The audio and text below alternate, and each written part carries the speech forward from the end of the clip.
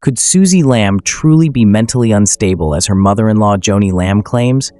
Or are these accusations part of a broader strategy to deflect attention from deeper issues? Let's uncover the layers of this story together. Yeah, I would appreciate my mom It's okay. painting the picture that Susie's a little crazy. Okay. That's just It's okay. a total distraction of trying to take away from the main story to hurt her credibility. You know, it's funny because a few friends texted me, they saw this stuff, and they were like, we don't know if we should be upset or we should laugh. This is laughable. It's laughable. But To understand this situation, we must first set the stage. The Lamb family has been a cornerstone of Christian broadcasting through Daystar Television Network, an influential platform reaching millions globally. Joni Lamb, the matriarch of this broadcasting empire, has long been seen as a strong and visionary leader. Suzy Lamb, her daughter-in-law, was once a beloved and trusted figure within the family's ministry, but today, their relationship is at the center of a very public and painful conflict. The controversy began with Suzy Lamb's shocking allegations against a family member. These claims, detailed in interviews and public statements, have drawn both support and skepticism.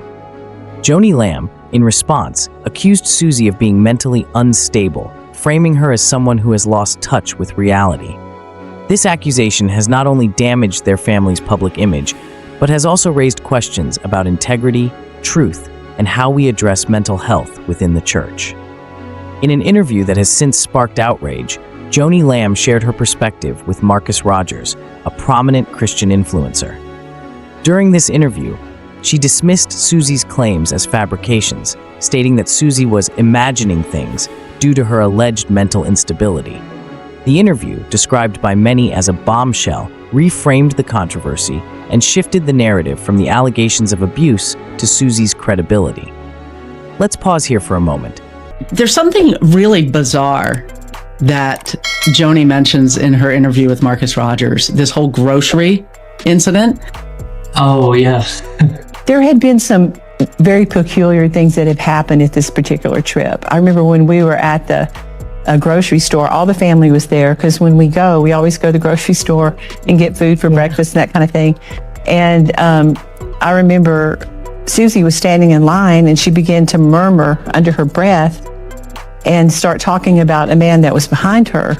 And she was getting angrier and angrier. And we were like, what's going on? And she said, he was looking at me, in the store.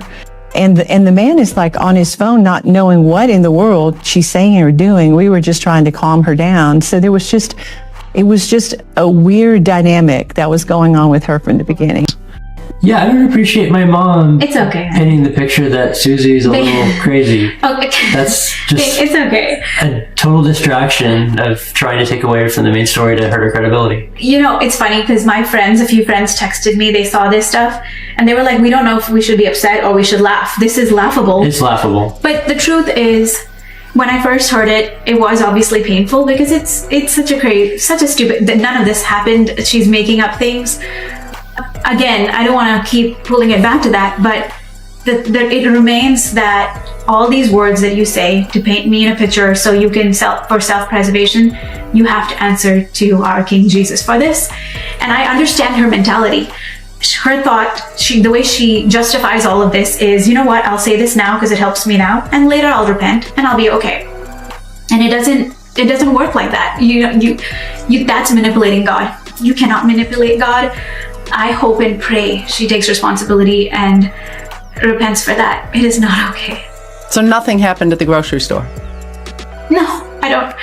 This is crazy. I feel weird even dignifying that with a response. Me imagining a man was looking at me. So because I saw Pete following her, they need to make this, that I'm just imagining things.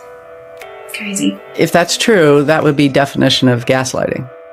Now you see why I said I had to send Jonathan up there, because they were sent to Suzy. Thankfully, I was the one that witnessed it. Otherwise, they may have denied that even happened. He wasn't even there. Yeah. He was in the basement. All right. What does it mean to accuse someone of being mentally unstable?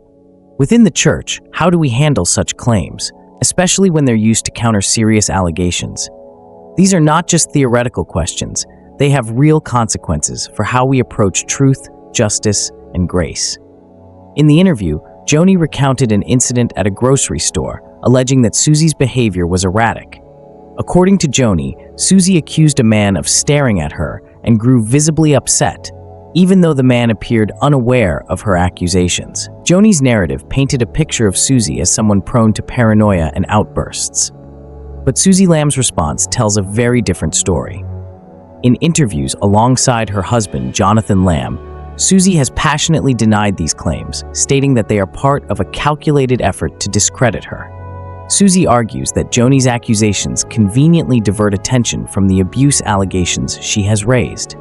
Suzy's stance is clear.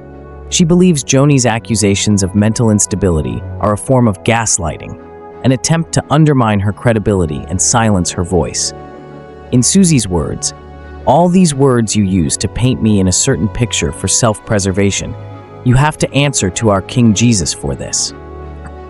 Her husband, Jonathan Lamb, has stood firmly by her side, expressing his deep hurt and disappointment over the way his mother has handled the situation. Jonathan's quiet strength and unwavering support for Suzy have drawn admiration from many, but they have also highlighted the painful rift within the family. Julie Roy, a respected journalist known for her investigative work in Christian circles, has been following this story closely.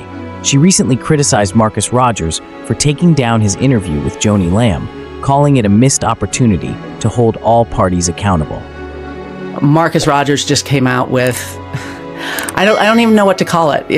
He took down all of his videos that he had done of you and then of Joni, and then he apologized, but I don't even know what he was apologizing for. And then he goes on to say things that were so dishonoring of both of you that I feel so badly, and I think the Christian community feels incredibly badly for some of the things that have said. And I just want to say to you, especially Jonathan, because I felt like that was the height of just disrespect, what was said to you. You have more courage. You have gone up, and I know your strength.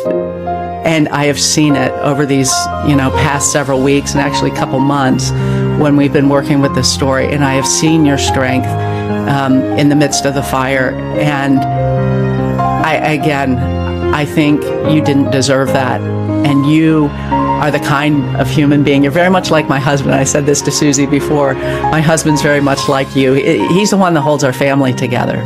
He is the provider, the protector. He is the one that has the calm and composure when I'm like riding the emotional roller coaster. And that, I see that in you, and I just want to bless that in you, and things about you that are so beautiful, your kindness and your gentleness and your compassion that should be blessed have been cursed. And I just feel that grieves me, and I think it grieves our God, because he has made you such a wonderful man. Julie's insights have added another layer to this complex saga.